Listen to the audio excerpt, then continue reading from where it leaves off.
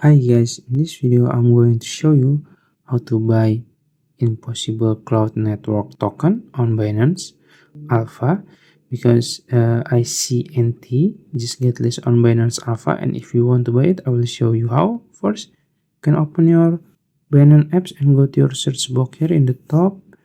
Then you can search ICNT for Impossible Cloud Network. Search it and you will see ICNT here.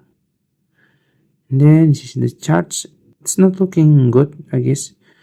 If you want to see the details, you can click info here in the top. You will see 24-hour high, low, and also the volume. And you can see the audit here. You can click audit in the top. And if you want to buy it, you can just simply click trade here in the bottom. Then you can choose limit order or instant buy here.